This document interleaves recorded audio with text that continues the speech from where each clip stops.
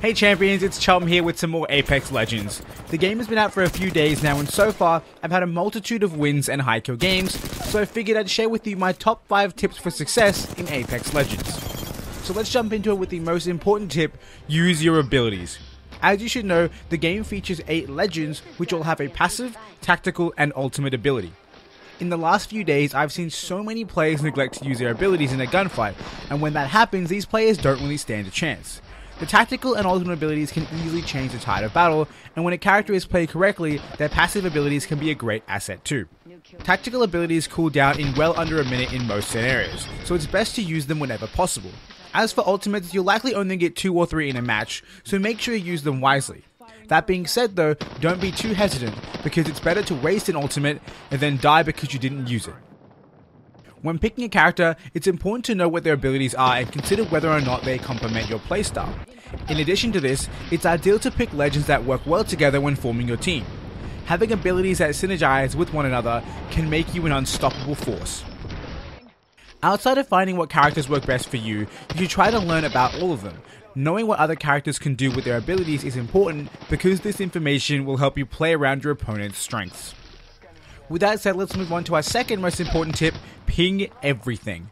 One of the best features in this Battle Royale is the ability to ping your location or object in the game world with a touch of a button. This ping will then show up on both the HUD and the map for your teammates to see. This feature is excellent for communicating with players who aren't on voice chat with you, giving you the ability to mark items that they should loot or an area that you want to move to. But the most powerful thing you can do with this ping is mark an enemy's location with a unique red ping. Whether or not you're in voice chat, the ability to place a marker on the game world to show exactly where you saw an enemy is invaluable. In most Battle Royale games, when spotting an enemy, you usually have to give your team a compass direction and then describe the enemy's surroundings to give them an idea of where the enemy is. But combining these callouts with the ping system allows you to give your teammates extremely accurate directions in an instant, which could give you a large advantage in combat. You can also hold down the ping button to allow you to select from a wheel of different types of pings when pinging in a random area. It's not the most useful thing, but it definitely can come up. Either way, now that you know the importance of pings, let's move on to the next tip: movement is key.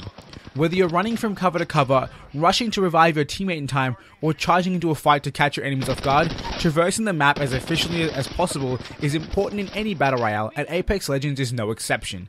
With this game being developed by the same studio that created Titanfall, it's no surprise Apex Legends has a plethora of extremely fast movement options, so let's go through them all.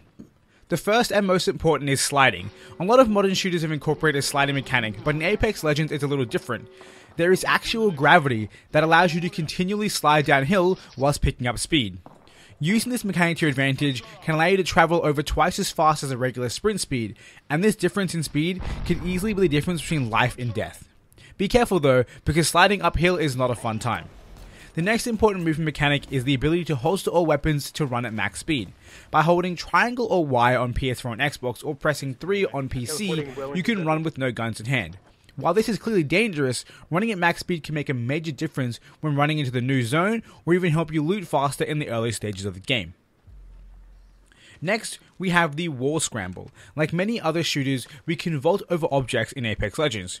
But in addition to this, we can climb walls and objects over 1 story high by simply holding down the jump button when jumping. This might not seem like an important mechanic, but in many situations I've been able to use this to vault over walls twice my height to avoid gunfire and scale buildings to reach incredible vantage points. Now, for the final movement tip, we have zip lines. I'm sure you've seen the yellow cables scattered across the map.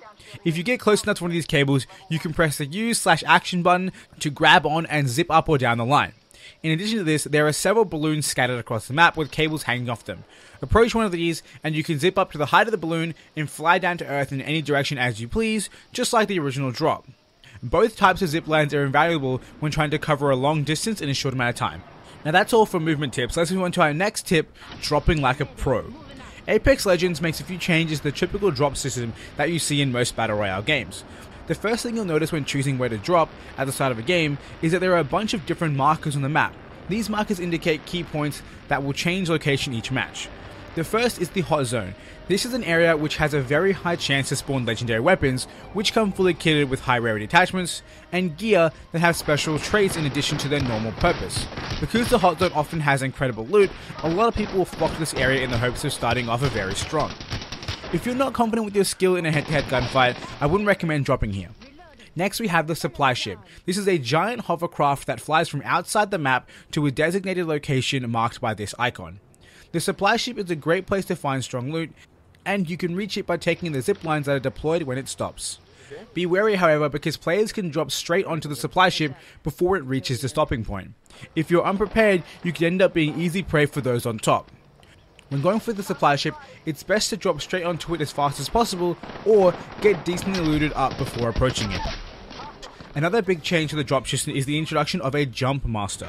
When dropping at the start of a game, the jump master controls the descent of all players in the party. Forcing players to drop in unison is an interesting addition to the game, but not an unwelcomed one. This feature is great when playing with randoms because players are far less likely to separate from the team. It can also help coordinated teams stick together by preventing an accidental overshooting or undershooting of the desired drop zone. One major downside to the jump master system, however, is that when you land, you and your team end up fighting over the loot because you land so close together. Because of this, I'd recommend breaking away from the jump master when you make it about halfway to the drop zone. This way you can resume control of your descent and land far enough away from your team that you don't have to compete for loot, but also close enough that you can support each other when needed. If you can hit this sweet spot, then you're dropping in like a pro. Now that you know how to drop like a pro, let's move on to the final tip: loot smart. Just like any other battle royale, high tier loot is very important in Apex Legends. Having the strongest armor and the highest tier attachments can give you an insane advantage in a gunfight, and because of this, it's important to loot in the smartest way possible. When it comes to looting items off the ground, things are the same as any other battle royale. Just look around and hope for the best. However, when you're looting dead player crates, there is a trick you can use to find the best loot first and avoid being jumped before you're ready for another gunfight. When looking at a dead player crate, you notice that they glow specific colors. This color is there to indicate the highest rarity of the items in the crate. When pressed for time while looting player crates, this feature can help you prioritize the highest rarity loot and help you avoid looting crates with nothing of value in it. It is also worth noting that after a fight, it's best to loot player crates before regenerating your shield. This is because when looting these crates, an enemy's armor will always be at max health even though you just depleted it by killing the player. Looting this way has helped me prepare for the next gunfight much faster, as well as saved me dozens of shield cells that I needed later in the game, so hopefully it helps you too.